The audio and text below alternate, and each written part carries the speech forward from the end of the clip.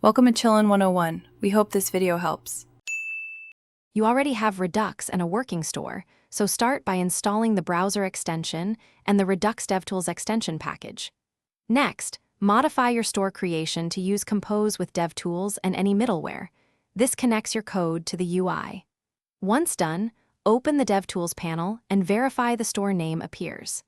This immediate connection allows you to inspect state and actions. It's the first step to real-time debugging and gives you a live feedback loop for every dispatched action.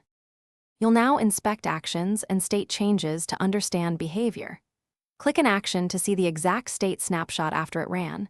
This helps you trace mutations and identify unexpected values. Use the diff view to compare previous and current states so you can spot which reducer changed what. Once you find an issue, use time travel to jump back to the precise state before the problematic action and replay actions step by step. This isolates root causes faster than guessing. Finish by using advanced features to streamline debugging. Enable action filters to hide noise, persist state to reproduce bugs, and export a state snapshot for teammates.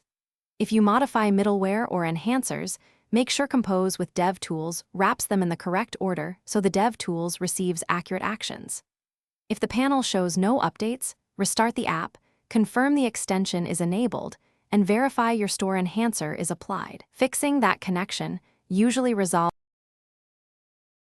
Thanks for watching.